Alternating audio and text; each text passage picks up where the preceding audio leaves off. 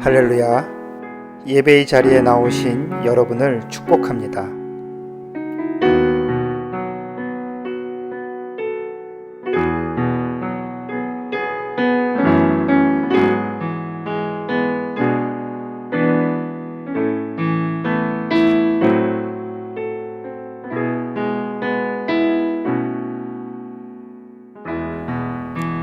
이제 사도신경으로 우리의 신앙을 고백하겠습니다.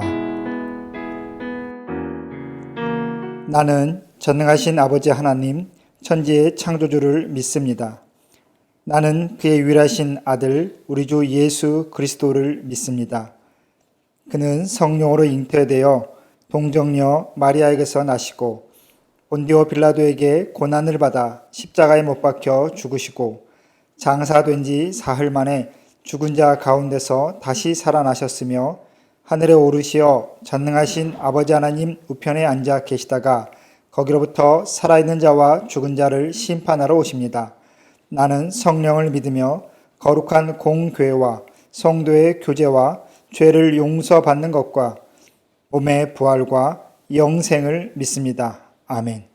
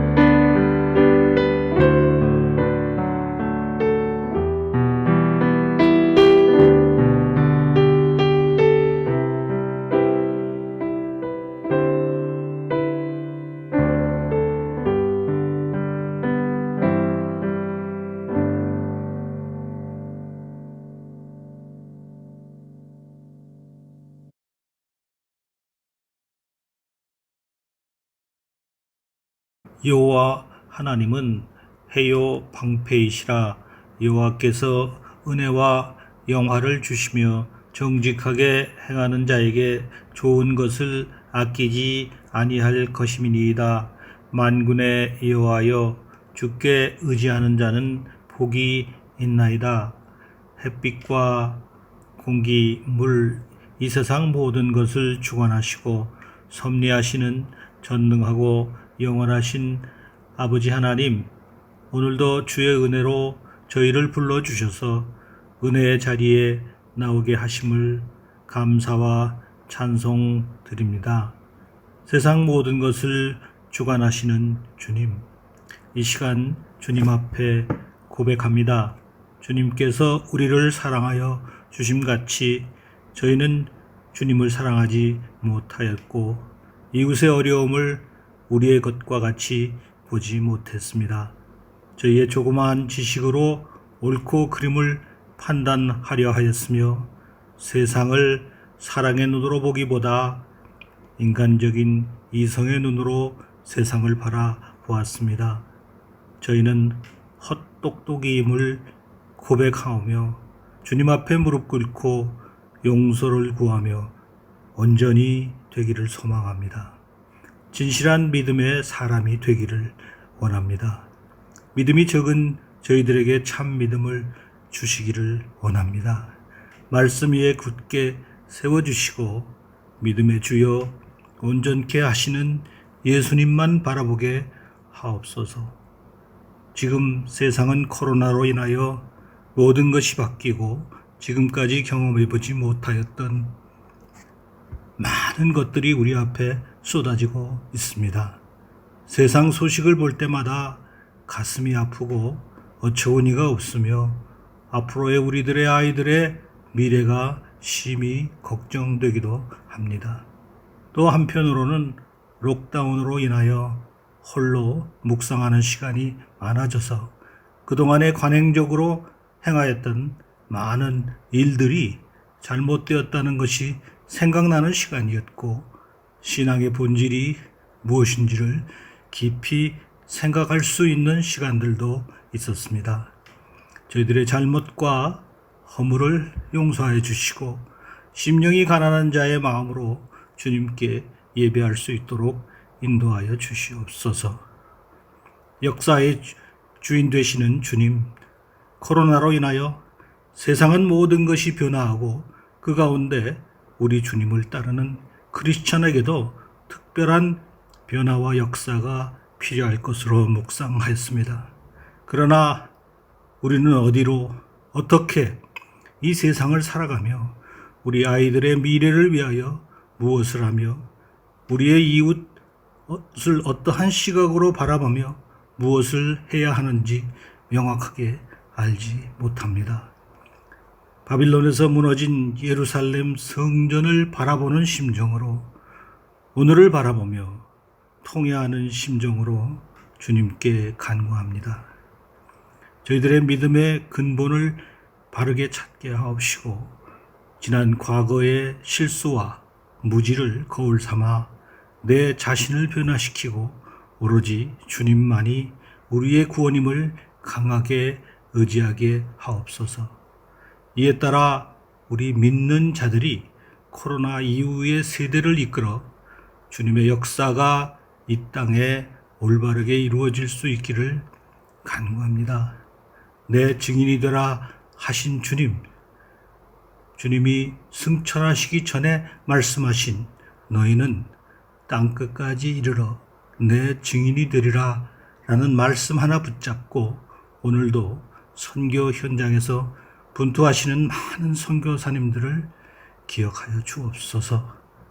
특히 선교사님들이 어려운 선교 현장을 지키며 식량으로 어려움을 겪는 인도의 빈민들을 열심히 구제하고 있습니다.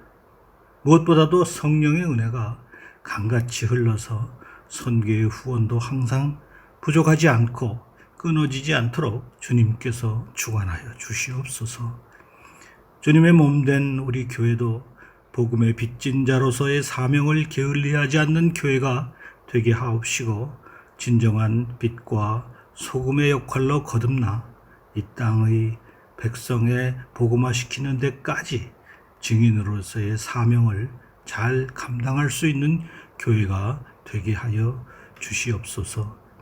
오늘도 말씀을 전하시는 라보석 목사님께 성령의 능력으로 함께 하셔서 선포되는 말씀마다 성령 충만, 은혜 충만한 말씀이 되게 하시며 그 말씀을 듣는 저희들의 심령이 뜨거워져서 주님을 사랑하지 않고는 견딜 수 없는 마음이 되도록 역사하시옵소서.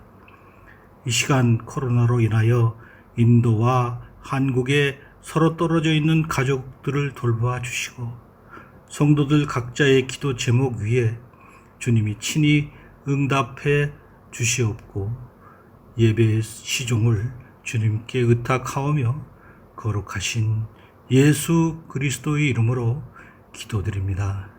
아멘.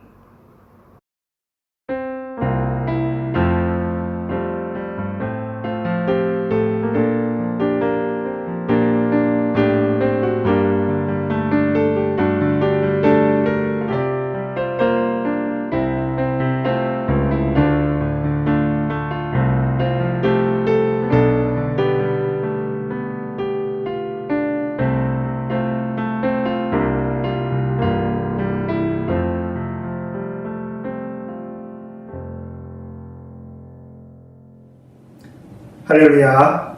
우리 함께 가슴에 손을 얹고 기도하시겠습니다. 사랑과 은혜가 풍성하신 하나님 아버지, 이 시간까지 우리를 사랑하여 주셔서 감사합니다.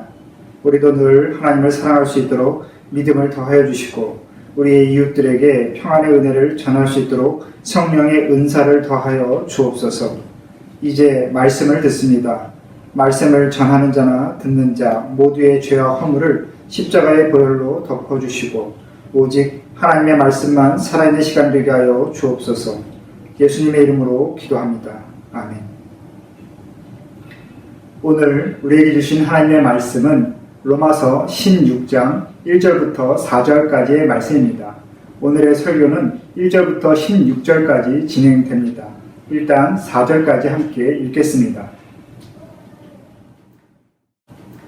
내가 겐그레아 교회의 일꾼으로 있는 우리 자매 베베를 너희에게 추천하노니 너희는 주 안에서 성도들의 합당한 예절로 그를 영접하고 무엇이든지 그에게 소용되는 바를 도와줄지니 이는 그가 여러 사람과 나의 보호자가 되었음이라. 너희는 그리스도 예수 안에서 나의 동역자들인 브리스가와 아굴라에게 문안하라. 그들은 내 목숨을 위하여 자기들의 목까지도 내놓았나니 나뿐 아니라 이방인의 모든 교회도 그들에게 감사하느니라. 아멘. 이제 로마서 강해도 단 한 장만을 남겨두고 있습니다.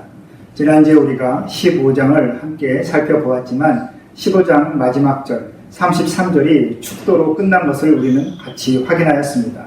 교회의 모든 순서가 축도로 맞춰지는 것을 생각한다면 사실 이 로마서는 15장으로 그 내용적으로나 구성적으로 충분히 맞춰질만 하지 않나 하는 생각이 듭니다.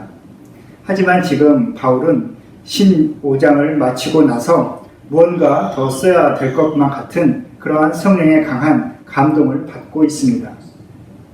아직 맞춰지지 않았다라는 성령의 강권하심이 있었다라는 것이죠. 그래서 오늘 보는 바울은 자신의 진심을 자신이 전하고자 하는 바를 15장까지 충분히 다 전했지만 하나님께서 더 써야 된다는 그러한 부르심, 그 감동하신 가운데 자신의 삶과 사역에서 가장 중요하고 존귀하게 기억되는 동역자들의 이름을 하나하나 되새기면서 오늘 성경이 기록하고 있습니다. 오늘 본문에서 제일 먼저 등장하는 인물은 1절과 2절에 걸쳐 소개되는 베베라는 여성입니다. 이름이 좀 특이한데 이 베베는 3절 이하에 쭉 나열되어 있는 다른 26명의 동역자와는 달리 문안의 인사 외에 추천의 인사로 그를 소개하고 있습니다. 어떻게 보면 오늘 우리가 함께 보는 16장의 도입부는 추천서라는 것이죠. 그렇게 바울이 이 베베를 추천했다는 것은 이 로마서 두루마리를 들고 직접 로마로 찾아가는 이가 이 베베라는 여성이라는 것을 우리로 하여금 알게 해줍니다. 바울은 이 로마서를 들고 가는 이 베베를 로마 성도들이 잘 영접해 주기를 부탁하기 위해서 이 추천의 인사말로 16장을 시작하고 있습니다. 1절에서 소개하는 것처럼 이 베베는 갱그레아 교회의 일꾼입니다. 갱그레아는 그리스 남부 고린도 지역의 항구 도시인데 그리스 무역의 중심지 중에 하나였습니다. 바울이 2차 선교 여행 중에 개척한 교회가 이 지역에 있었고 이후에 바울이 예루살렘으로 귀환하기 위해서 배를 타는 것도 바로 이 갱그레아 지역입니다. 이 베베는 이 갱그레아 지역에 세워진 교회의 일꾼, 아주 중요한 인물이었다라는 것을 바울은 오늘 먼저 우리에게 짚어주고 있습니다. 여기 일꾼이라는 그 단어에 주석이 달려있는 것을 한번 확인해 보시겠습니까? 성경의 아랫부분에 또는 집사라는 주석이 달려있을 것입니다. 원문에는 집사라는 명사가 아니라 섬기고 있는 이라는 디아코노스, 분사 형식으로 이 단어가 기록되어 있지요. 당시는 교회 안에 집사나 장로 같은 이러한 직분이 완전히 자리 잡지는 않았고 하나하나 정착되어 가는 과정 중에 있었습니다. 베베는 여성 집사였고 당시 상황에 비추어 봤을 때 아직 목사와 장로 같은 직분자가 세워지기 전에 이 갱그레아 교회를 실질적으로 섬기고 이끌어가고 주도적으로 활동했던 이 교회의 중요한 인물, 어떻게 보면 교회의 실질적인 리더였다라고 우리는 추측해 볼 수 있을 것입니다. 그런 그녀가 지금 로마서를 직접 들고 이 로마를 찾아가고 있습니다. 여분의 로마서 사본이 따로 있는지는 확인할 수 없지만 바울이 이 중요한 편지를 그에게 맡겼다는 것은 바울 자신이 너무나 신뢰하고 믿을만 하기 때문에, 그리고 이 베베라는 여성이 충분히 감당할 만하다라는 그러한 확신이 있다는 것을 우리는 미루어 짐작하게 되지요. 사실 이 갱그레아까지의 여정은 결코 쉬운 여정이 아닙니다. 중간에 배를 타고 아드리아 해라는 바다를 건너야 되고 육로로만 따져도 1200여 킬로미터를 이동해야 되는 아주 험난한 여정이죠. 아마 그 당시의 상황을 미루어 짐작했을 때 개인적으로 생각하기에 아마 지중해를 돌아서 멀리 아마 로마로 들어가지 않았을까 하는 추측도 해봅니다. 어쨌든 이 여성의 몸으로 이 로마서를 직접 들고 로마로 찾아가는 그 여정을 이 사람이 충분히 감당할 만하다라고 바울이 확신하고 이 중요한 편지를 맡겼다는 것에 대해서 그는 바울에게 절대적인 신뢰를 받고 있었다는 것은 확실합니다. 실제로 본문 2절은 그녀가 바울은 물론 여러 사람의 보호자였다라고 우리에게 알려줍니다. 여기서 보호자라고 번역된 단어 프로스타티스는 후견인이라는 말인데 어떤 사람의 그 신변이나 재산을 책임지는 사람, 모든 것을 책임지고 뒤에 모든 여건과 환경을 돌봐줄 만한 사람이라는 뜻을 지닌 바로 그러한 명사입니다. 그것이 바로 보호자, 프로스타티스라는 말의 의미이지요. 당시 베베 집사가 바울을 비롯한 여러 사람의 후견인 역할을 했다는 것은 그녀가 나름 그 사회에서 경제적으로나 어떠한 지위적으로 충분히 안정적이고 또한 독립적인 생활을 했던 인물이라는 것을 우리로 하여금 알게 해줍니다. 하지만 여기서 우리가 당시의 풍습, 당시의 문화를 한번 생각해 볼 필요가 있습니다. 이 베베라는 이름만 놓고 보면 사실 그녀가 이렇게 후견인 역할을 할 수 있었을지 의문을 가지게 됩니다. 이 베베, 포이베라는 이 이름은 당시 노예였다가 자유민이 된 여성의 아주 흔한 이름 중에 하나였다라는 것이죠. 그녀가 어떤 과정을 통해서 이렇게 후견인 역할을 할 만한 지위와 그런 위치를 갖게 됐는지는 우리가 알 수 없지만 어찌됐건 바울은 이 베베라는 여성을 통해서 자신의 삶과 사역에 정말 큰 도움을 받았다라는 것을 지금 이 문장을 통해서 알려주고 있습니다. 그래서 로마로 가는 그녀를 성도의 합당한 예절로서 그녀를 영접하고 그녀가 필요로 하는 모든 것을 다 도와주라고 바로 로마의 성도들에게 부탁하고 있는 것이죠. 사실 우리가 이미 짚어봤지만 로마의 성도들과 바울은 아직까지 한번 만난 적도 없습니다. 그런데도 이렇게 간곡하게 부탁하는 것은 정말 중요한 인물이라는 것이죠. 특히나 여기서 우리가 이 성도들의 합당한 예절, 즉 거룩한 백성으로서 같은 성도에게 취해야 될 예절이 있다는 것, 이 문장에 한번 먼저 주목해 보기를 소망합니다. 사람은 사람으로서 지켜야 될 예절과 법도가 있는 것이죠. 그런데 바울은 성도 간에도 성도들에게도 지켜야 될 합당한 예절이 있다라고 지금 이야기하고 있습니다.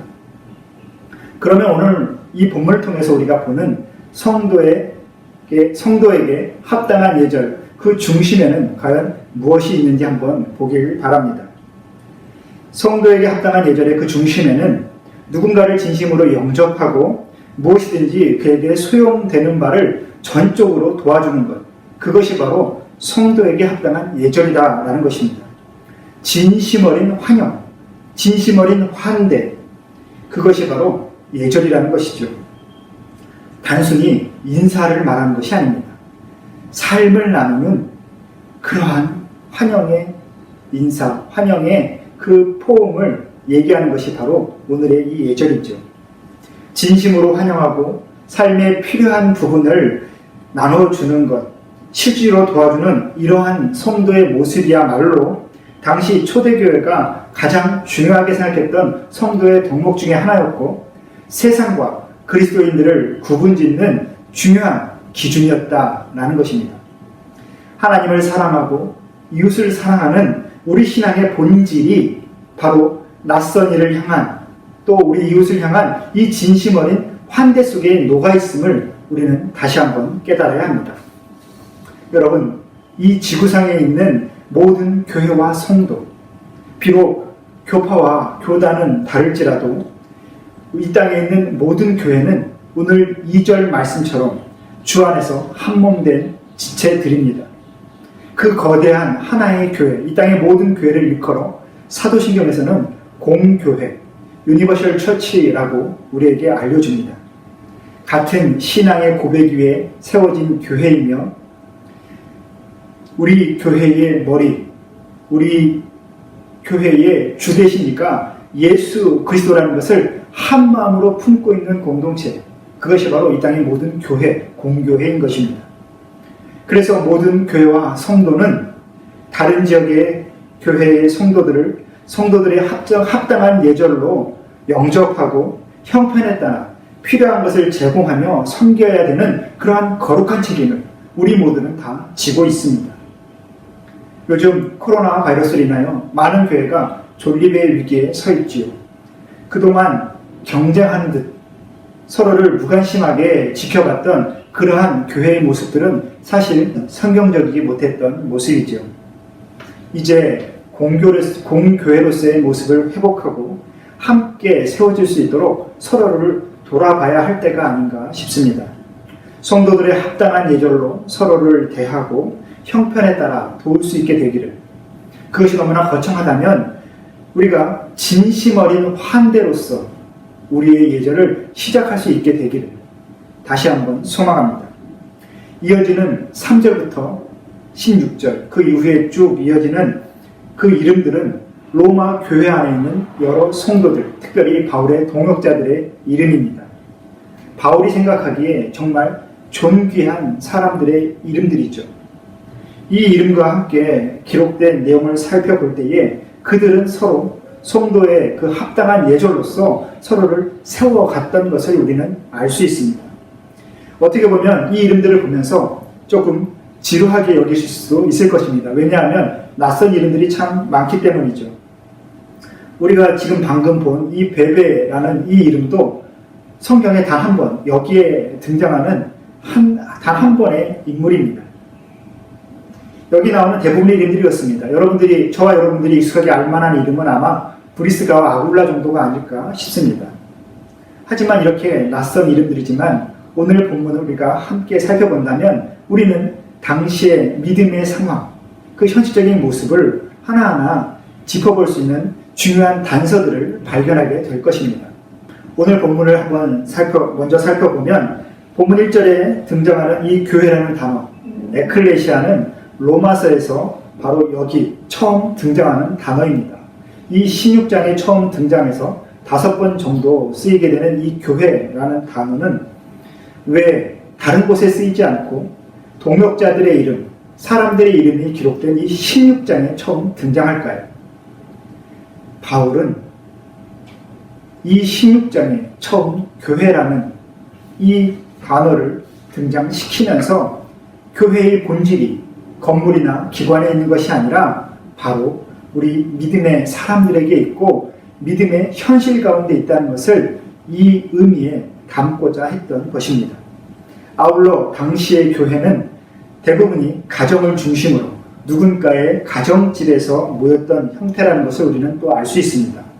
베베도 그러했겠지만 5절 함께 보시면 저의 집에 있는 교회에도 문안하라고 해서 누군가의 집이 교회로 오픈되어 있음을 우리에게 밝혀주고 있습니다. 또한 14절에 허마와 및 그들과 함께 있는 형제들이라는 구절이나 15절에 올룸바와 그들과 함께 있는 모든 성도에게라는 구절도 마찬가지입니다.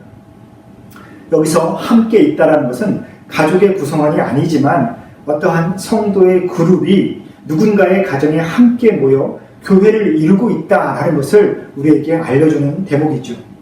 또 당시의 교회는 그저 가정집이라는 공간만 빌린 것이 아니라 그 가정집 안에 있는 그 가정이 교회의 아주 중요한 일꾼, 아주 중요한 인물이었다는 것을 우리에게 알려줍니다. 여기에 나오는 사람들 중 상당수가 가족 관계나 혈연으로 연결되어 있지요. 11절에 헤로디오는 바로 바울의 친척입니다. 그리고 브리스가와 아굴라, 빌롤로고와 율리아는 바로 남편과 아내, 부부 사이입니다.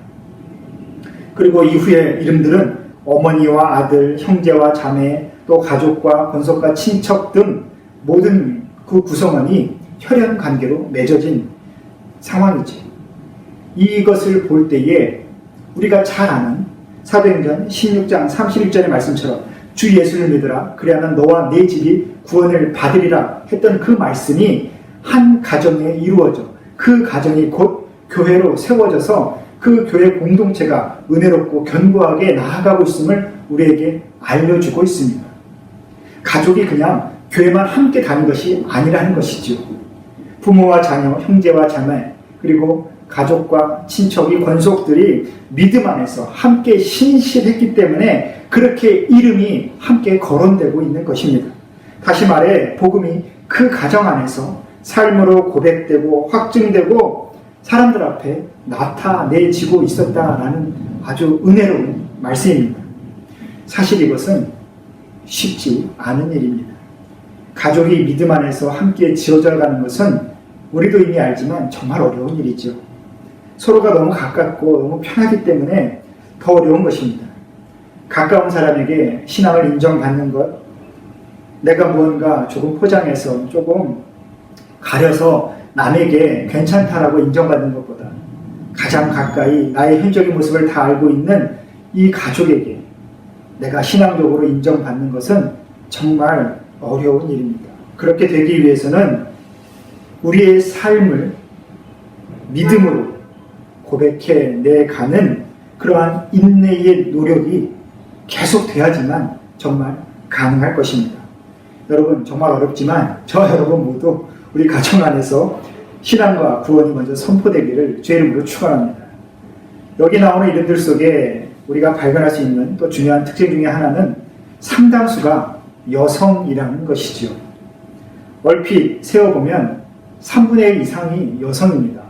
자, 한번 몇 분의 이름만, 최소 9분 정도가 여성인데 한번 이름 한번 제가 짚어드리겠습니다. 베베, 브리스가, 마리아, 유니아, 두루베나와 두루보사, 버시, 루포의 어머니, 율리아, 그리고 네레오의 자매 등등. 숫자가 많은 것이 아니라 그들의 존재감도 사실 굉장히 대단합니다. 베베도 그랬고 브리스가도 그랬고 여기에 나온 여성들은 그 교회의 실적인 리더, 사역자들이었습니다. 실제로 브리스가는 사도행전 18장에 보면 바울의 가르침과 관련해서 아볼로와 같은 실력 있는 신학자를 가르쳐주고 그의 신학적 오류를 바로 잡아줄 만큼 말씀에 능력이 있는 여성이었습니다. 그리고 7절에 등장하는 유니아라는 이름의 여성은 사도들에게 존중이 여겨지는 여인이었고 바울보다 믿음 안에서 그리스도 안에서 더 먼저 있었다라고 성경은 기록하죠. 그래서 많은 신학자들은 이 유니아를 당시의 여성 사도였으리라 또한 생각하고 있습니다.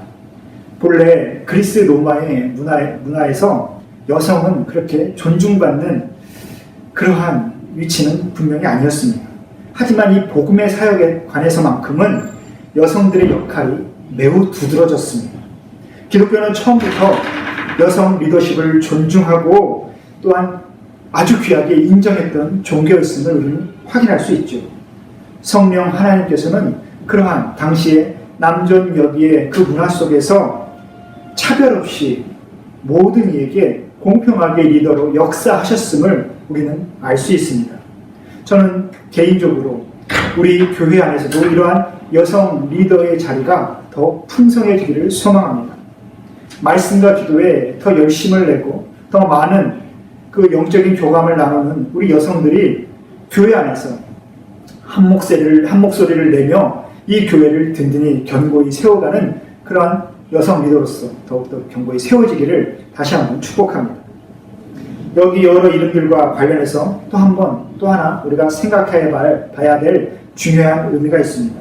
이들 중 상당수가 노예였거나 노예였다가 자유민이 된 아주 낮은 신분의 사람들이었다라는 것입니다. 앞서 베베도 마찬가지이지만 8절에 암볼리아나 9절에 우르방 12절에 두르베나 두르보사 버시 14절에 허마 등과 같은 이름은 당시 노예이거나 아니면 노예였다가 자유민이 된 사람들이 쓰는 그러한 흔한 이름들이었습니다. 그러니까 당시 성도들 가운데는 신분이 낮은 지위의 사람들이 아주 다수 포함되었을 뿐 아니라 그들 자체가 이 교회 안에서 중요한 역할을 감당하고 있었음을 우리는 알 수 있습니다.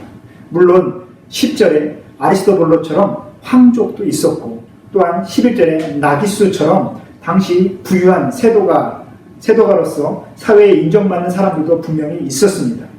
하지만 우리가 이 전체적인 맥락을 보면 우리는 한 가지 사실을 확실하게 알 수 있죠. 이 교회 안에는 노예와 자유민, 종과 주인, 가난한 자와 부자, 또 세상에서 귀한 대접을 받는 자와 천한 대접을 받는 자 모두가 높은 신분의 장벽을 넘어서 주님의 몸된 지체로 선하게 연합되어 있다는 것을 우리는 알 수 있다는 겁니다. 이것은 당연히 쉽지 않은 일이죠. 오늘날의 교회 상황을 생각하면 사실 거의 불가능한 일이라고 생각이 들지요. 지금도 교회는 여러 그룹으로 나뉩니다. 여전히 교회 안에서 진보니 보수니 정치적인 이슈에 따라서 그 무리가 갈라지고 또 젊은 세대는 젠더 이슈에 따라 갈등과 분열이 생기고 있습니다. 그리고 어떻게든지 서로 간의 관계의 연결고리를 찾고자 고향을 따지고 출신 지역을 따지고 그 머문 사람의 삶의 역사를 되짚어보는 것이 우리의 습성이 아닌가 싶죠. 그래서 참 끼리끼리 모인다고 이 교회 안에서 하나 되는 것은 정말 어려운 일이 확실합니다. 그러나 당시 로마의 교회는 비슷한 사람들의 연합이 아니라 도저히 함께할 수 없는 사람들의 연합이었음을 우리는 기억해 내야 합니다.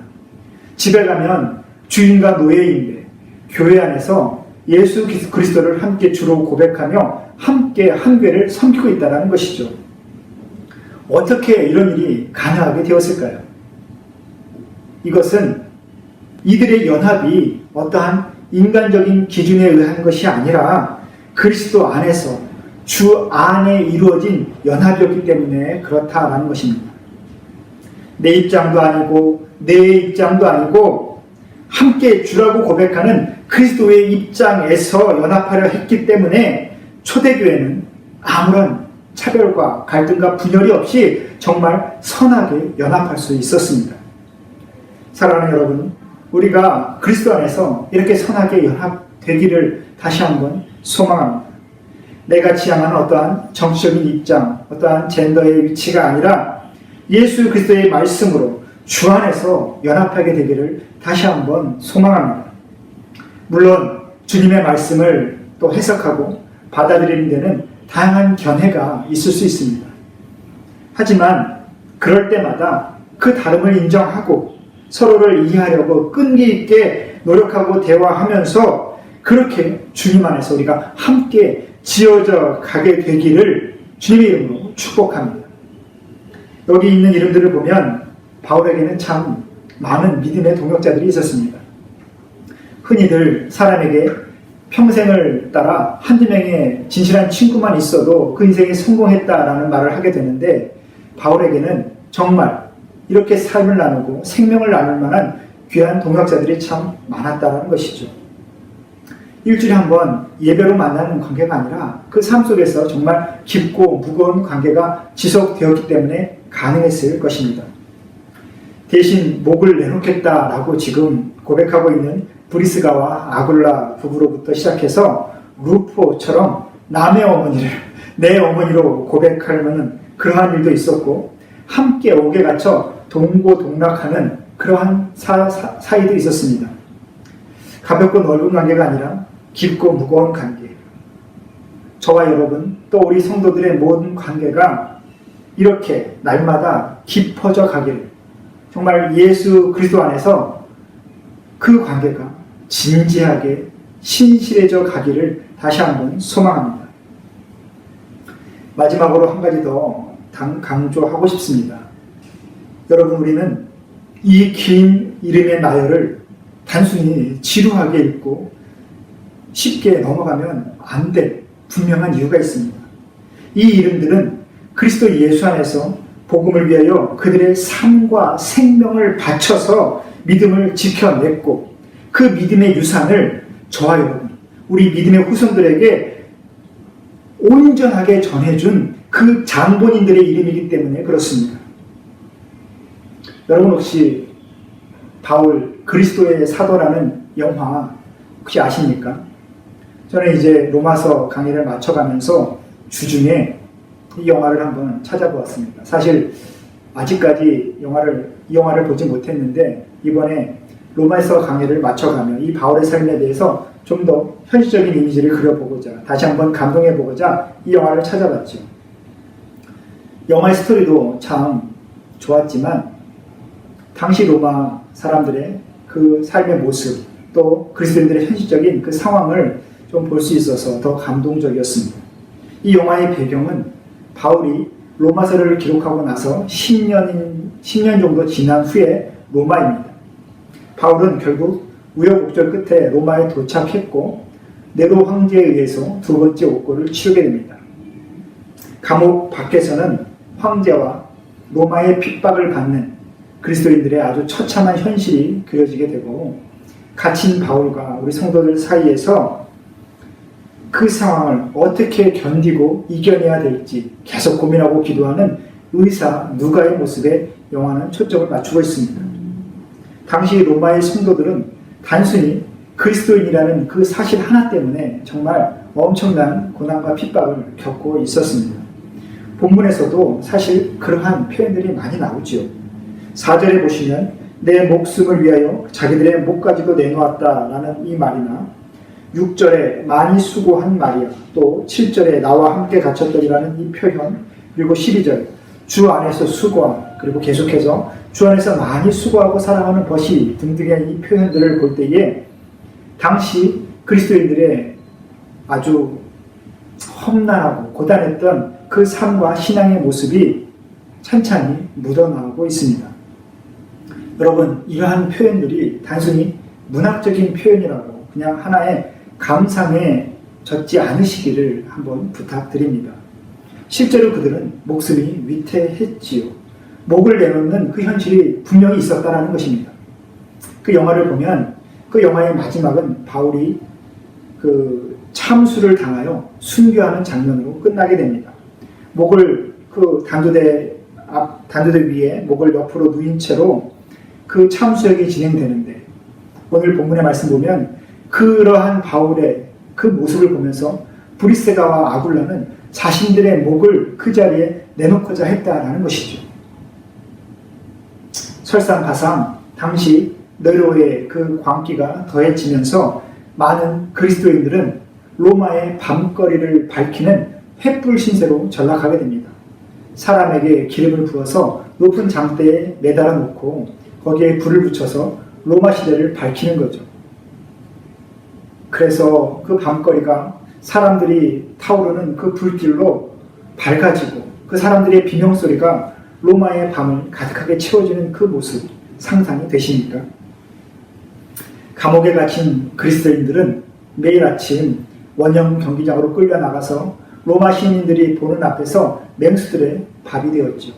그리고 아이와 여인들은 헐값에 노예로 팔려나가고 바울처럼 로마의 시민권이 있거나 아니면 운이 좋은 사람들은 채찍질, 매질을 당하다가 결국 참수형으로 죽게 되는 것이 바로 이 로마서가 기록된 그 당시의 삶의 자리입니다. 그 고난과 박해를 피해서 성도들은 누군가의 보호가 필요했고 함께 모여 숨을 집이 분명히 필요했습니다. 그 일을 감당했던 사람이 오늘 본문 3절 브리스가와 아굴라였던 것이죠. 그 중에서도 이 브리스가라는 이 여인은 실로 모든 로마 그리스도인들의 보호자였습니다. 2절에 베베가 갱그레아 교회의 보호자였다라는 이 표현도 이러한 맥락에서 지금 언급되는 것입니다. 고난과 핍박 가운데 처한 그리스도인들을 생명을 걸고 숨기고 먹였던 사람, 그 사람들이 바로 브리스가고 베베였습니다.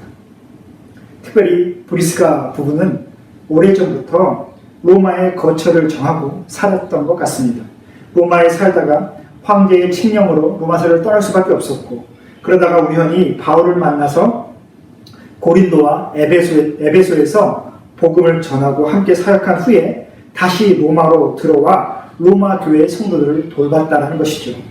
그렇게 그녀와 아굴라의 그 헌신 속에서 수많은 로마 성도들이 목숨과 신앙을 지켜내었고 오늘 우리에게 이 말씀을 전해주는 것입니다.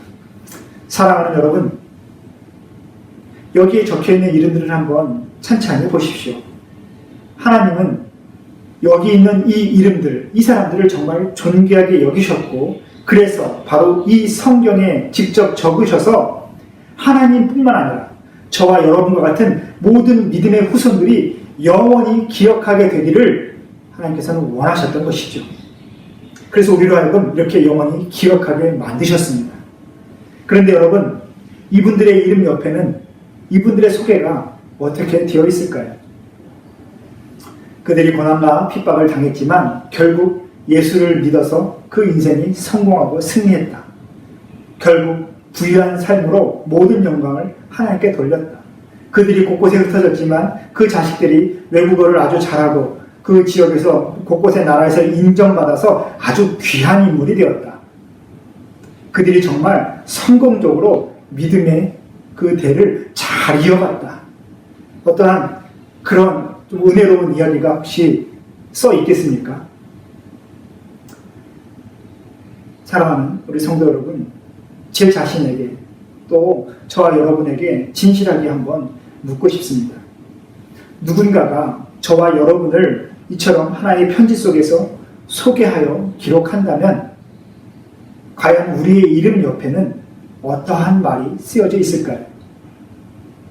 만약 우리 주님이 저와 여러분을 누군가에게 소개하고 싶으시다면 우리 주님은 저와 여러분을 무슨 말로 소개하실지 한번 생각해 보게 됩니다. 그리고 부디 우리 주님이 기억하시고 또 우리 주님이 자랑하실 수 있는 그 이름이 되기를 주님의 이름으로 축복합니다. 여러분, 로마의 성도들과 마찬가지로 지금도 분명히 우리에겐 믿음의 대가가 요구됩니다. 과거와는 분명히 또 다른 방식으로 세상은 우리에게 우리가 섬기는 주가 누구인지 한번 명확히 드러내보라고 지금도 요구하고 있습니다. 우리가 그 믿음의 선한 싸움을 잘 견뎌내고 승리할 수 있게 되기를 소망합니다. 저와 여러분이 주 안에서 온전히 하나로 선하게 연합되어서 오늘 이 본문에 26명의 성도들과 같이 주님이 영원히 기억하시는 존귀한 믿음의 성도들이 되기를 다시 한번 간절히 소망합니다. 아까 전에 언급해드린 그 영화의 후반부에는 사도 바울이 자신이 갇힌 옥의 간수장에게 복음을 전하며 하는 이야기로 맞춰지게 됩니다. 함께 영상을 보시겠습니다. You ever been sailing? Yes. Imagine yourself looking out at the vast sea before you. You reach down and you put a hand into the water and you scoop it up towards you. Immediately the water starts leaking through your fingers until the hand is empty. That water is a man's life. From birth to death, it is always slipping through our hands until it is gone, along with all that you hold dear in this world. And yet the kingdom I speak of, that I live for, is like the rest of the water out in the sea. Man lives for that cup of water that slips through his fingers. But those that follow Jesus Christ live for that endless expanse of sea.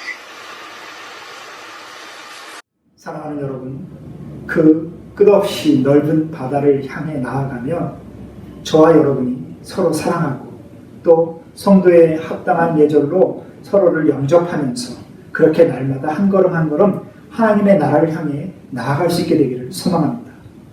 그래서 우리의 삶에서 흘러넘친 그 주님의 사랑이 우리의 교회와 우리의 이웃을 넘어 이 땅 온 열방 가운데 풍성히 흘러가게 되기를 다시 한번 주님의 이름으로 축원합니다.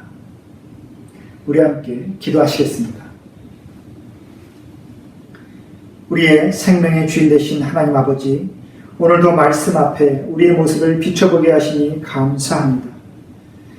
오늘 사도 바울의 권면처럼 우리가 성도의 합당한 예절로 서로를 영접하고 그리스도 안에서 함께 연합하여 지어져 가도록 우리를 도와 주옵소서. 우리가 서로의 삶의 기록에 우리 주님의 우리 성도의 기록 가운데 은혜롭게 기록되어지기를 다시 한번 소망합니다. 함께 하나님의 나라를 바라보며 곳곳에 예수님의 사랑을 흘려보낼 수 있도록 우리를 도와 주옵소서. 예수님의 이름으로 기도합니다. 아멘.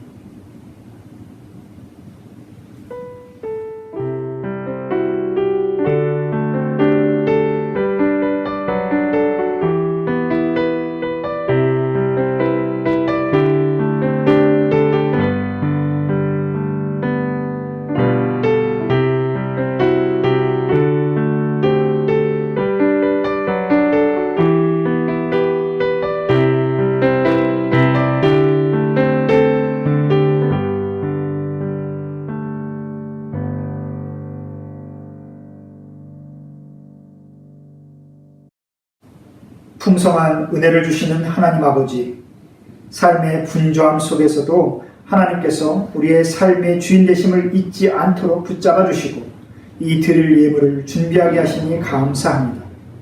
날마다 하나님의 동행하심을 기억하며 모든 상황과 환경을 넘어 주님의 임재를 구하는 우리 모든 성도들에게 여호와 니시의 은혜를 날마다 선포할 수 있는 힘을 더하여 주옵소서.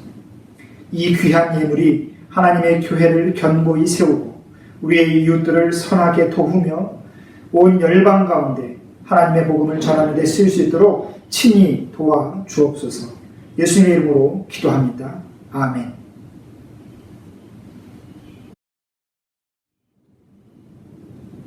이제는 우리 주 예수 그리스도의 은혜와 하나님 아버지의 다없는 사랑과 성령 하나님의 감동, 감화, 교통하심의 역사가 오직 예수 그리스도 안에서 함께 지어져 가며 이 땅 성도들의 이야기 속에 은혜롭게 기록되기를 소망하는 이곳에 있는 모든 성도들의 삶의 자리 위에 그리고 그렇게 예수님 안에서 선한 연합을 이루어갈 우리 뉴델리 한인교회 위에 또한 하나님의 구별하심이 아니면 단 한순간도 살아갈 수 없는 이 땅의 모든 영혼들과 그들을 섬기는 주의 종들 위에 지금부터 영원히 함께 하시기를 간절히 축원하옵나이다. 아멘.